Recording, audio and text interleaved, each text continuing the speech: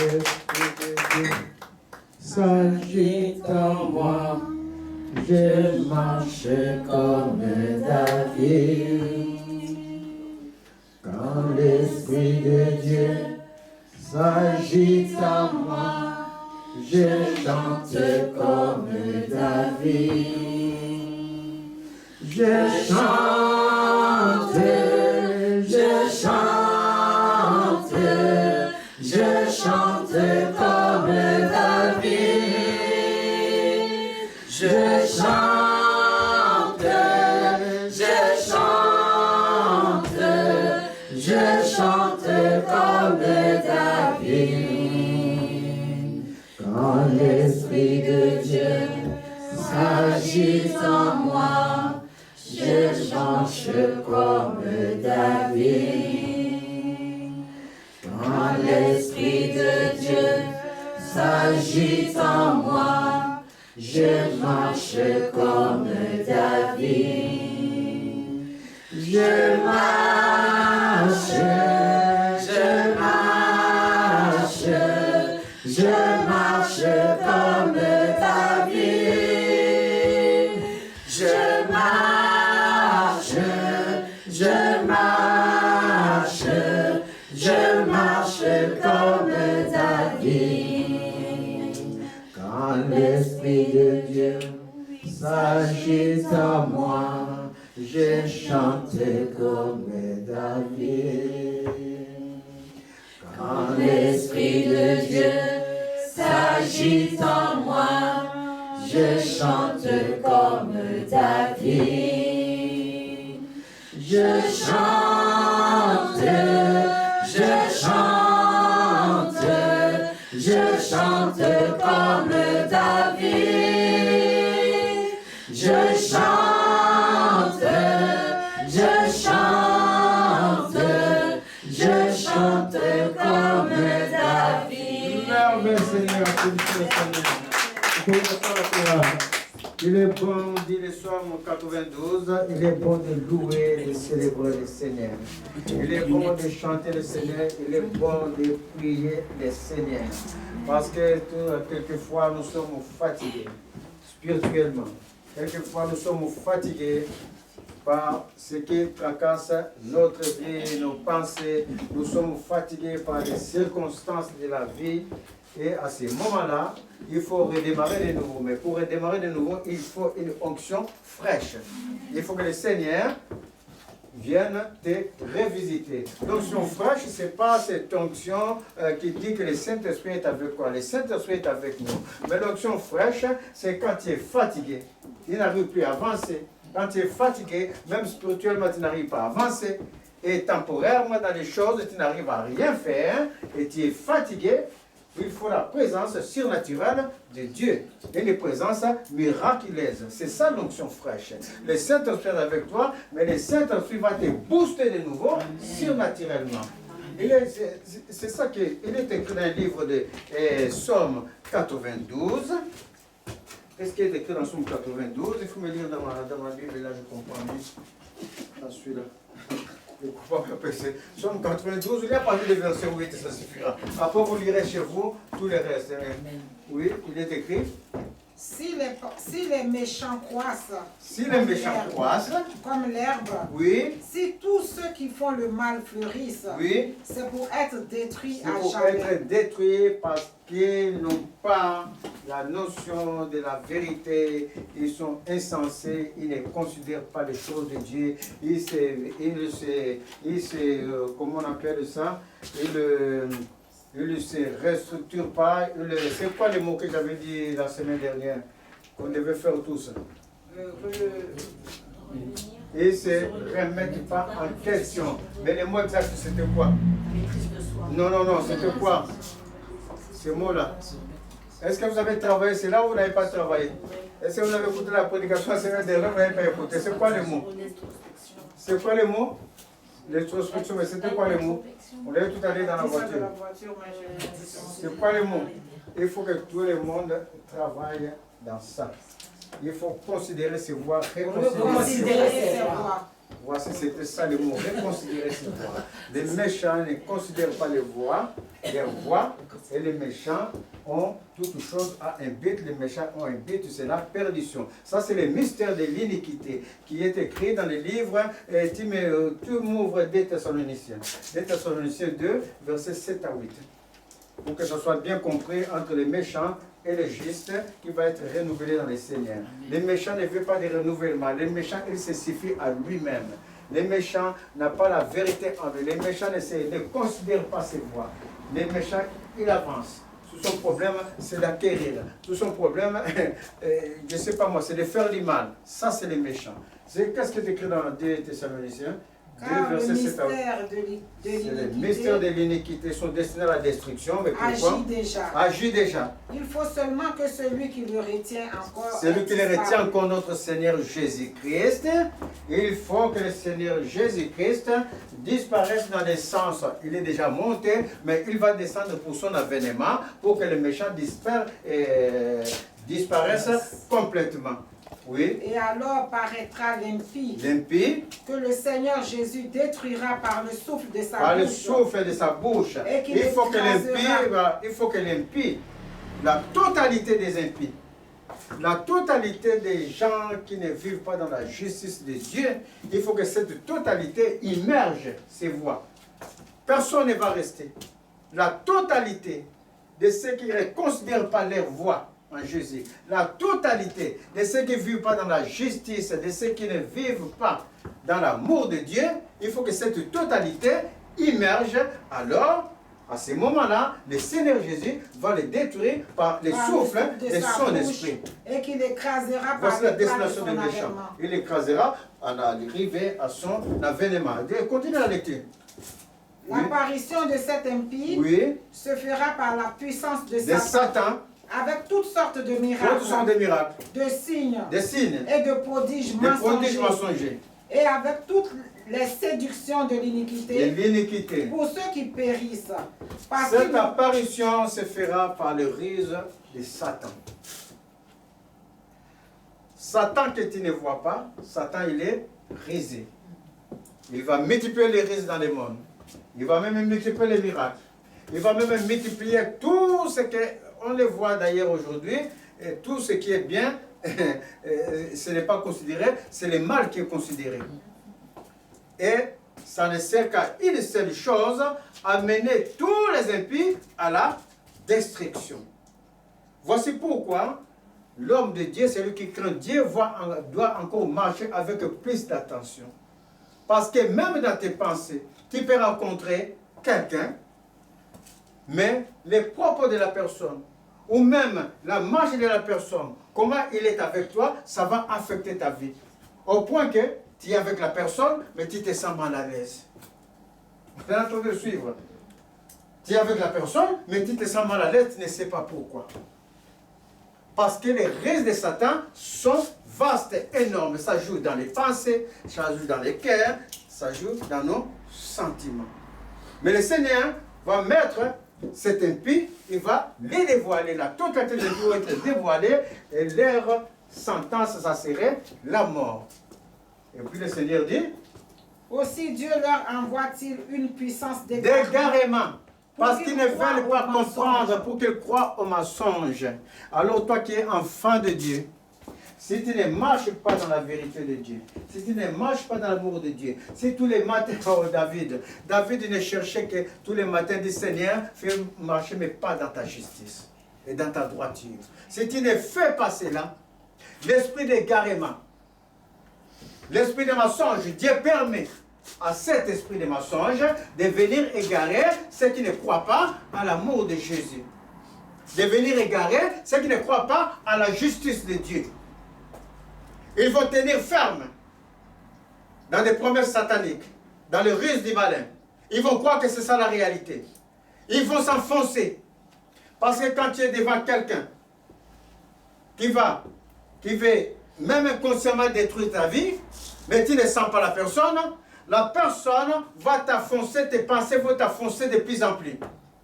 Parce qu'au lieu de croire en Jésus, au salut qui vient par Christ, qui t'a sorti de là, tu vas commencer à avoir peur de la personne. Tu vas commencer à avoir peur des circonstances. alors qu'est-ce qui va arriver? Tu vas t'enfoncer. Et Dieu va permettre. Parce que tu n'es pas affermi. Vous êtes en train de suivre. Quand tu n'es pas affermi, Dieu va permettre que tu t'enfonces. Jusqu'à ce que tu te réveilles. Mais pour te réveiller, c'est par une seule chose, par l'onction fraîche de Dieu. Amen. Qui n'est pas son esprit qui est à nous, qui est à tout un chacun. L'onction fraîche de Dieu, c'est la main surnaturelle de Dieu qui te sort, qui te réveille. Tu étais comme dans hypnotisé. Hypnotisé, peu importe, tu étais sans réaction. C'est plus facile. Tu étais sans réaction spirituelle, sans réaction de pensée, sans réaction, et en même temps, quelque chose est clair pour dire que tu te réveilles. C'est ça l'onction fraîche. Ça te sort du naturel au surnaturel. Et tu te réveilles, tu avances. Et il dit, pour nous, frères bien-aimés du Seigneur, nous devons à votre sujet rendre continuellement grâce à Dieu. Continuellement grâce à Dieu. Parce que Dieu vous a choisi. Parce que Dieu vous a choisi. Parce que vous êtes les choix de Dieu. Reviens dans notre Somme 92 maintenant. Parce que nous sommes les choix de Dieu. Amen. Nous devons être dans l'allégresse et chanter Dieu. Amen. Louer Dieu. Prier Dieu. Parce qu'il nous a choisis. C'est un choix. Amen. Les enfants étaient encore dans les ventres de leur mère. Quand Dieu dit, les plus petits vont se jeter, les plus grands. C'est un choix de Dieu. Et ça, c'est vraiment quelque chose de merveilleux. Avoir la main de Dieu et surtout les yeux de Dieu sur soi. C'est une grâce. Donc dans le Somme 98, il dit, je suis content d'exalter le Seigneur, de louer le Seigneur. Vous le lirez en entier, c'est Somme 82, c'est puissant. Il dit, je loue le Seigneur, j'exalte le Seigneur. Parce que autant les méchants sont insensés, autant les méchants ne considèrent pas les voies, mais les justes, lui, Dieu, mais toi qui es juste, tu es le Très-Haut, à perpétuité, ô Éternel. Ô Éternel. Car voici tes ennemis, ô Éternel. Car voici tes ennemis périssent. Tous ceux qui font le mal sont dispersés. Et tu me donnes la force du buffle. Mais à moi, tu me donnes la force du buffle. Je suis arrosé avec une huile fraîche. Et je suis arrosé avec une huile fraîche. Avec une onction fraîche. Avec une nouvelle présence. Et la présence du miracle il est. Parce que quand tu es fatigué, le Saint-Esprit est avec toi. Amen. Mais pour te lever, mes chers amis, il faut un miracle. Il faut un miracle. C'est ça le surnaturel. S'il n'y a pas ce miracle, tu ne pourras pas te lever. Amen. Parce que les malins tellement risés, tu peux t'enfoncer de jour en jour et même tu peux croire que tu es toujours devant le Seigneur. Puisque tu ne fais pas de mal. Qu'est-ce qu'on fait de mal là? On ne fait pas. Tu es dans ta maison tranquille. Tu ne fais même pas de mal. Même qu'il faut dépenser, ça va quelque part. Mais en gros, tu ne fais pas de mal. Parce que même si tu es dans la maison, tes pensées critiques là-bas. Tes pensées ici.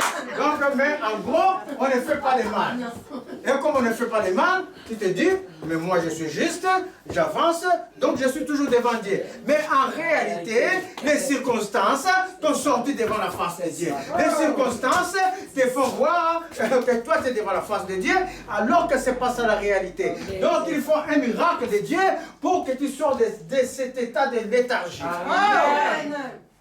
C'est ça l'onction fraîche. Et cette onction fraîche, dit la parole, vous suivrez le livre, tu peux arrêter là, vous suivrez ce livre Somme 92, il est écrit à la fin, cette onction fraîche va t'accompagner jusqu'à ta vieillesse. Et puis sa sève va se répandre partout. Oh merveilleux Seigneur. Il faut le lire quand même à la fin parce que c'est onction fraîche. Mon œil se plaît à contempler mes ennemis. Oui. Et mon oreille à contempler la place de mes ennemis, tu mets les obstacles. Parce que les ennemis sont vaincus. Est-ce que vous le savez? Oui. Les ennemis sont vaincus. Oui. Est-ce que vous savez que les obstacles sont sous nos pieds? Oui. Il faut que tu marches seulement, tes yeux soient arrivés vers le Seigneur. Et mon oreille à entendre mes méchants adversaires. Les justes croissent comme le palmier. Tu vas croître. Dis le Seigneur. Amen. Il s'élève comme le cèdre du Liban. Oh, le cèdre du Liban, c'est un arbre, mes chers amis, qui traverse les saisons. Amen. Qu'il vente, qu'il pleuve, qu'il neige, le cèdre de la forêt, le bois de cèdre. Planté dans la maison de l'Éternel. Il prospère dans les parvis de notre Dieu. Oui. Il porte encore des fruits dans la vieillesse. Dans la vieillesse. Ils sont pleins de sève et verdoyants. Reconnaître que l'Éternel est juste. Amen. Voici pourquoi il faut chanter le Seigneur. Tu peux t'asseoir. Voici pourquoi il faut louer le Seigneur pour que cette onction fraîche vienne dans ta vie. Amen. Parce qu'il y a des moments, mes chers amis, on est fatigué. Même moi, tout à l'heure, mes chers amis, quand je regarde la salle, j'étais dehors comme ça, j'étais fatigué. Mais Dieu me dit, onction fraîche. Je suis avec toi. N'est-ce pas toi qui vas parler de l'onction fraîche? Onction fraîche, c'est autre chose. Parce que si je considère pas cette onction, je vais rentrer défait, je vais rentrer, ma prédication va être... Je prêche pour prêcher. Or, il s'agit d'élever le Seigneur. D'élever sa gloire. Amen. Mes chers amis, il y avait un livre des Actes, le 3. Voici l'apôtre Pierre marcher avec Jean. Et il y a un paralytique qui était devant les portails. Il demandait l'aumône. On les plaçait là, dit la parole. Alors Pierre, comme Jean, fixèrent les yeux comme ça sur la personne. Il dit, nous n'avons pas l'or et l'argent à te donner, mais ce que nous possédons, les Jésus que nous possédons, les Jésus que je prêche, je te les donne. Lève-toi donc et marche. C'est paralytique, comme je suis en train de dire. Il n'avait pas d'espoir de marcher. C'est paralytique. C'est comme vous et moi quand nous sommes dans des moments, dans des temps critiques. Des moments critiques. On peut avoir des mauvaises nouvelles. On est effondré. Et pourquoi quand les gens ont des mauvaises nouvelles, on dit toujours, Seigneur, nos mots, nos paroles ne pourront pas, Saint-Esprit, relever la personne. Mais toi, viens en lui mettre la paix. Ça, c'est l'onction fraîche. C'est l'onction, c'est le miracle de Dieu. Et miraculeusement, quand le Saint-Esprit va se mouvoir, va se présenter dans la vie de la personne, tu vas voir la personne commence à rire, à parler avec tout le monde, tranquillement. Ces paralytiques n'avaient plus d'espoir de marcher. Je suis en train de dire, pendant que les paroles deviennent en train d'être prononcées, Amen. Toi, tu es en train de te mettre dans la place de ces paralytiques. Ça veut dire que tu es paralysé dans tes actions. Ça veut dire que tes actions, tu n'arrives pas à faire, tout est paralysé. Ça veut dire que tu as reculé d'un pas. Ça veut dire que ce que tu as entendu, ce que tu as vu, ont commencé à tourmenter ta vie. Ce que tu as vécu, ont commencé à tourmenter ta vie. Et tu es là dans les cas de ce paralytique. Tu es devant le Seigneur. Et le Seigneur dit, dans le nom de Jésus, le Jésus que je possède de l'apôtre Pierre, aujourd'hui, je te le donne. Le Jésus que je suis en train d'exalter, de louer, le Jésus que je suis en train d'élever, je te le donne aujourd'hui, je te dis, lève-toi et marche. Car les obstacles, les situations qui malmènent tes pensées, les contradictions de ta vie, ce que tu as entendu, ce que tu as vu, qui t'affecte, qui te fait reculer en arrière, tant sur les plans spirituels que sur les plans physiques, il y a un seul nom qui est élevé. Il y a une seule autorité. Et cette autorité a dit, c'est moi qui t'ai choisi. Alléluia. Je t'ai appelé pour vaincre parce que tu es vainqueur. Oh. Les vainqueurs, ils renversent les dominations. Amen. Les vainqueurs, ils renversent les ténèbres pour amener les gens à mon admirable lumière. Amen. Les vainqueurs est celui qui répand la lumière, qui marche dans la lumière de Dieu. Alléluia. Il marche dans la gloire de Dieu. Et tu es celui-là. Parce que dès avant ta naissance, avant que tu sois mis dans les ventres de ta mère, avant que je t'ai mis dans les ventres de ta mère, je te connaissais. Amen. Et avant que tu sois sorti de son ventre, je t'avais consacré à porter des nations. Afin que tu abattes, tu renverses et que tu plantes mon nom. Alors le Seigneur dit, lève-toi et marche. Les obstacles n'ont plus appris dans ta vie. Ce que tu as entendu ne peut pas agir dans ta vie. Amen. Oh, tu es en train de suivre un cursus. Et dans ce cursus-là, on te dit, tu ne vas pas arriver parce que c'est difficile. Tu dis que ça, c'est du mensonge. Amen. Moi, mon Dieu m'a placé. Amen. Moi, mon Dieu m'a placé. Amen. Vers le Seigneur. Et vous êtes en train de suivre. Oui. Moi, je vais percer. Amen. Ma destinée est en Christ. Amen. Je vais percer. Amen. Je vais me lever spirituellement. Amen.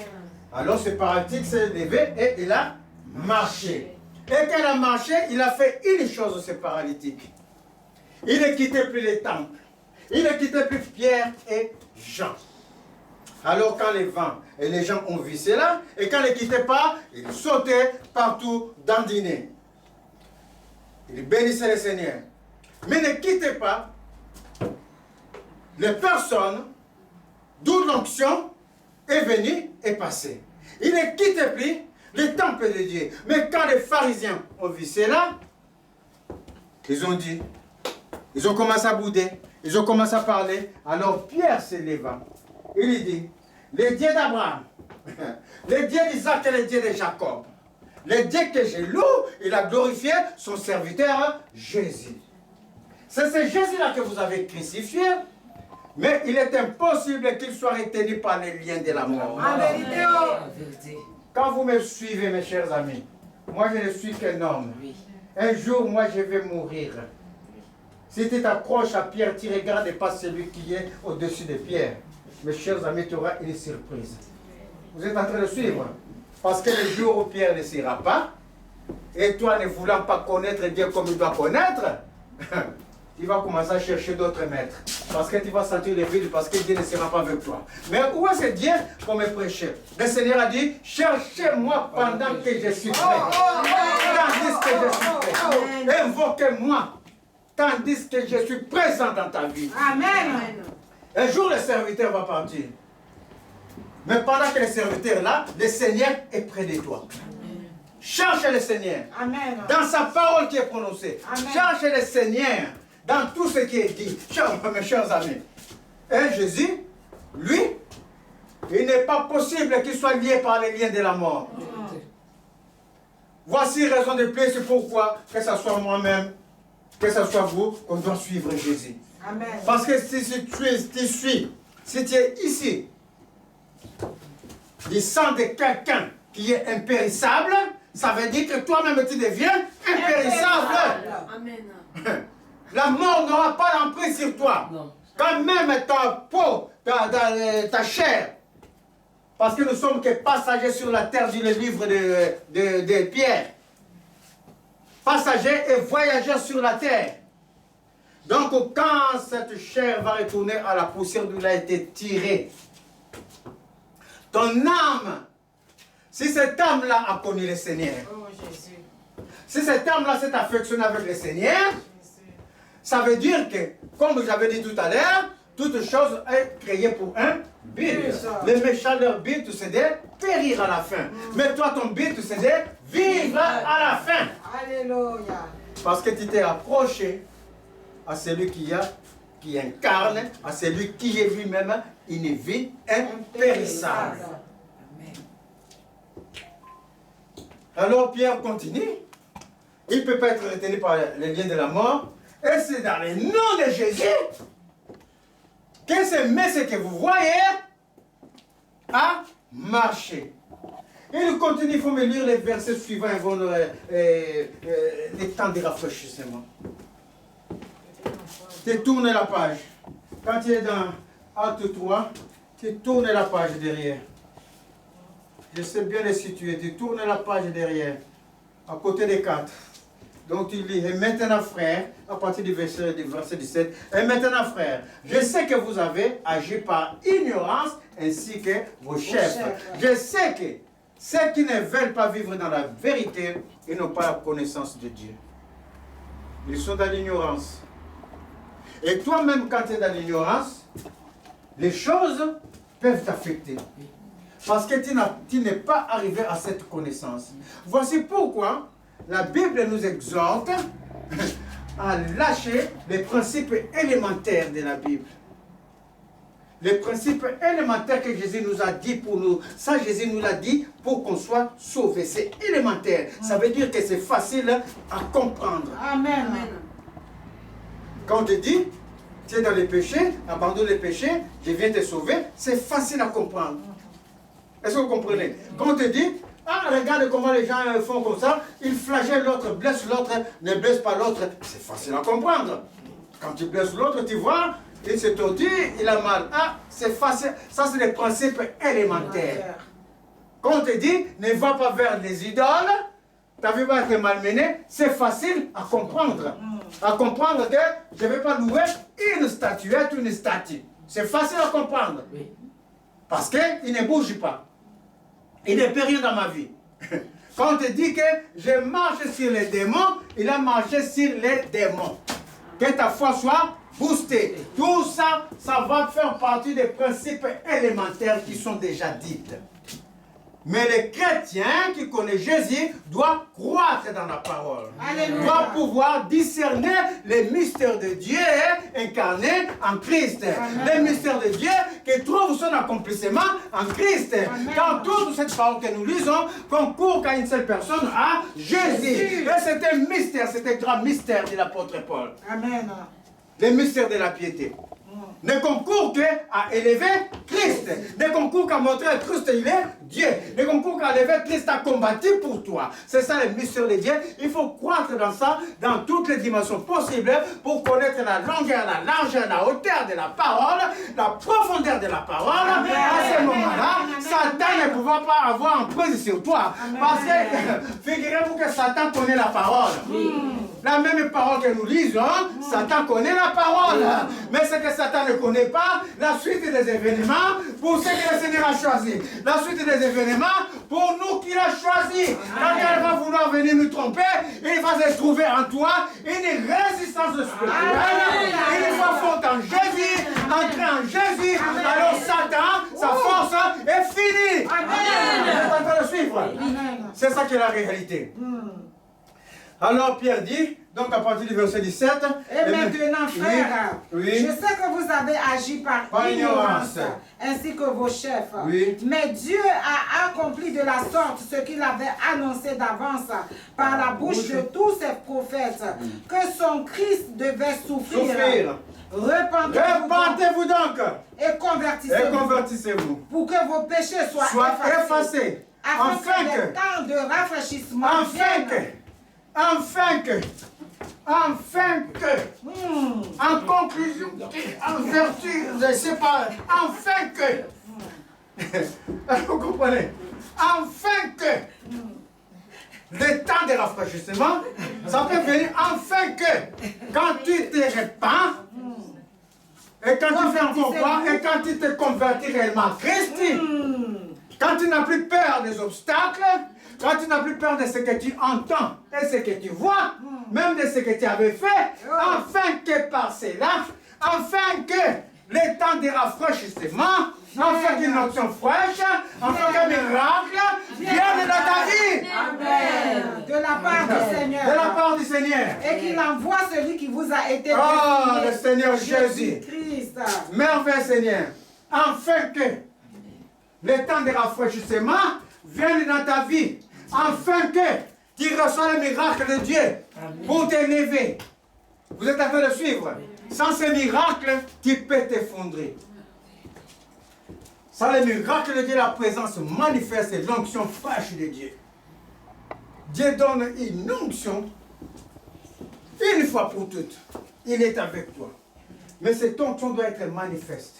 À chaque fois que tu te fatigues, à chaque fois que tu ne peux pas te lever, même spirituellement, à chaque fois que les choses ne vont pas dans ta vie, s'il te plaît, même le livre de Jacques a dit, quand tu demandes quelque chose, demande avec foi. Mais si tu chancelles, celui qui demande en chancelant ne sera pas exaucé. Ça veut dire que même quand tu es en train de voir les circonstances mauvaises dans ta vie, tu es en train de même quelquefois, ce n'est pas la parole de la personne, mais son geste. Ces gestes déjà, ça te méprise. Tu es méprisé par les gestes, par son regard. Tu vois les mépris, tu vois les rabaissements. Est-ce que vous comprenez? Et dans des situations, quelquefois, d'autres situations, tu te sens honteux. Ça arrive, ça. Ça arrive. En vérité. Oh, mes chers amis, on ne va pas tout raconter, mais ça arrive. Ça arrive. Il y avait un temps, des moments comme ça, c'était des chaos, moi quand je grandissais. Un dérèglement est rentré dans la famille. J'étais jeune. Un règlement parce qu'il y avait un esprit dans la famille. Tout mal qui ressuscitait, paf, il était cassé, celui qui supportait la famille et tout. Donc il y a eu un moment, même moi, je n'avais pas de chaussures. Et j'étais jeune homme. À ce moment-là, je rigole aujourd'hui parce que j'ai mis les chaussures de mon grand frère. Et moi, je faisais à l'époque peut-être 39, les chaussures étaient 40 comme ça grand. Mais je marchais bien fier, mais j'avais un peu honte par rapport à mes amis. Il y a des temps comme ça qui peuvent arriver dans la vie. Je ne mettais même rien, je ne mettais rien, je ne pensais pas à tout ça. J'ai mis seulement mon pied, pourvu que je ne marche pas pieds nus. J'ai mis mon pied, je marche. Mais je sais que c'est grand. Vous comprenez? Je sais que c'est grand quand je suis devant les gens, j'ai des positions qu'on ne voit pas mes chaussures. Je sais pas. Mais même pendant ces moments-là, si tu lèves tes yeux vers Christ, Christ te dit, ne crains rien, je vais te restaurer. Amen. Je vais te restaurer. Est-ce que vous comprenez? Amen. Et la restauration peut prendre du temps. Tu sais que la restauration peut prendre du temps. Est-ce que vous le savez? Parce que pendant ce temps, on est en train de te pirer. Hein? Mais Seigneur, mais depuis là, tu n'as pas fini de me pirer. Tu sais les feuilles d'oignon, l'oignon, il a beaucoup de feuilles d'oignon. Quand tu enlèves la première feuille, il y en a encore. Tu enlèves, il y en a encore. Donc qu'est-ce qu'on fait? On coupe carrément l'oignon et tu enlèves toi en même temps.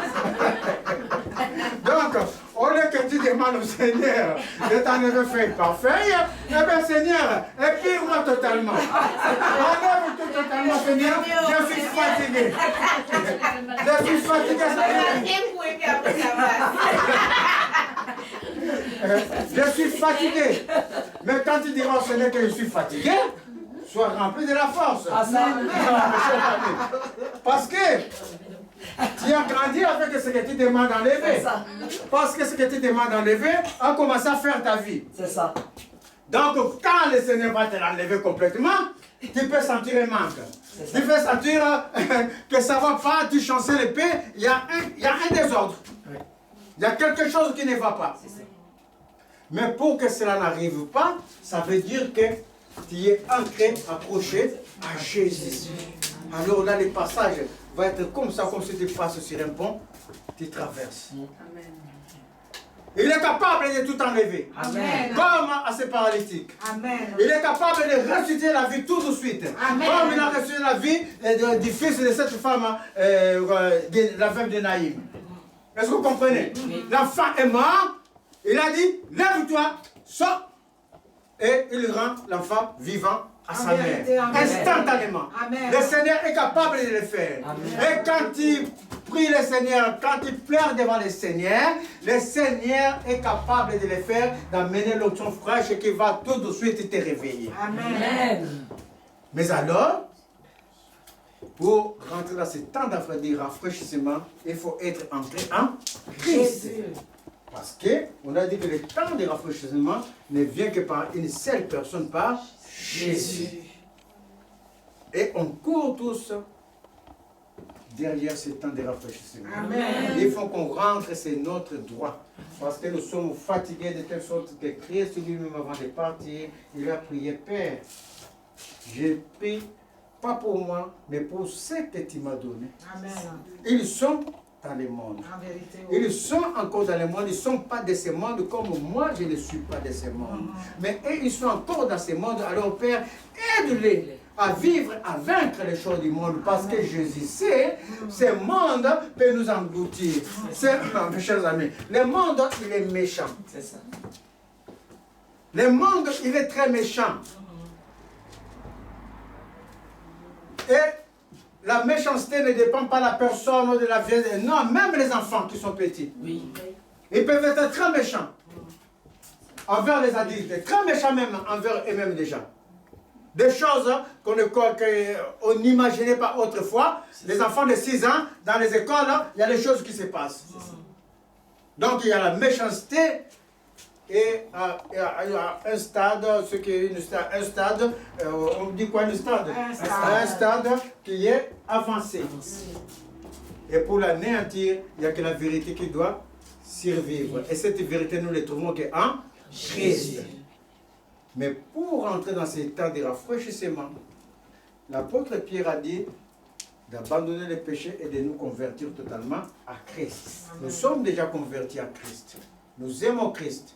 Mais tout ce qu'il nous reste à faire, de toujours peut-être chaque 3 mois, ou même chaque semaine, de reconsidérer ses voies. À chaque fin de semaine, un samedi, avant de venir encore à l'église être boosté, samedi soir, pendant tes moments de prière, tu reconsidères tes voies de toute la semaine depuis lundi. Comment ça s'est passé? Quand je me suis réveillé lundi matin, qu'est-ce qui s'est passé? Ah, comment j'avais vécu? Qu'est-ce que j'avais fait? Qu'est-ce que j'avais fait? C'est cela. Ah, Seigneur, là, peut-être que j'avais giflé quelqu'un, je lui avais mal parlé, mal répondu. Ah, Seigneur, lave-moi complètement de mes iniquités et fais-moi marcher dans tes voies. Amen. Mais il faut reconsidérer ces voies. Amen. Il n'y a que comme cela que le Seigneur, les jours que tu vas rencontrer la même personne la semaine suivante, parce que ce que tu es en train de donner au Seigneur, le Seigneur va te le mettre devant toi pour t'éprouver. Donc la même personne que tu as insulté, tu dis Seigneur, pardonne-moi, je l'ai insulté.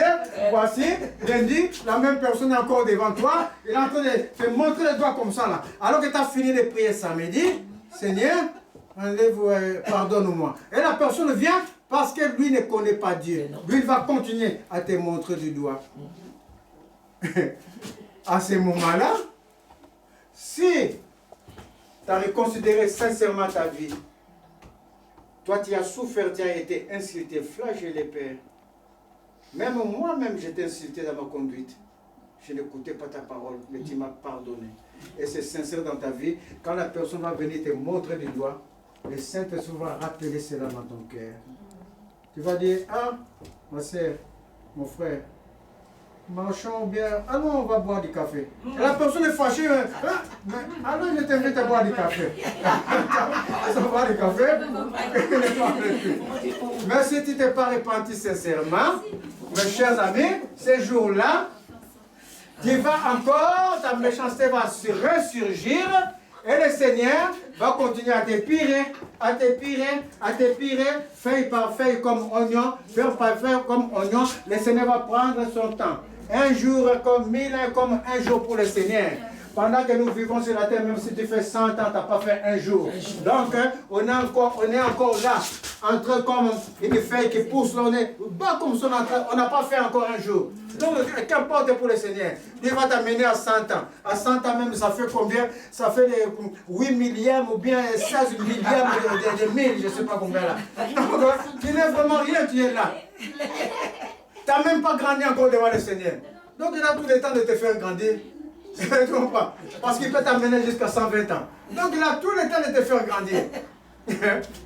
Il a tout le temps. Mais en toi, ça va être pesant.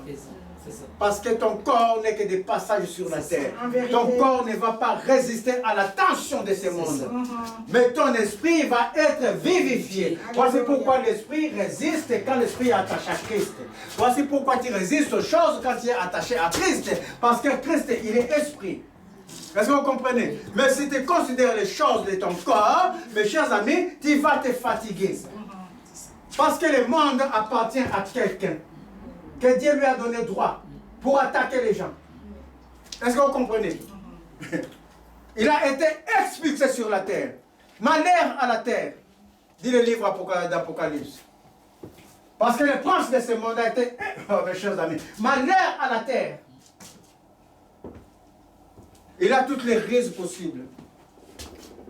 La parole nous exhorte à nous reconsidérer tout le temps, afin que nous ne sortons pas de la face de Dieu. Soyez bénis. Amen. Amen, Seigneur. Gloire à Dieu. Gloire à Jésus-Christ, gloire à Jésus.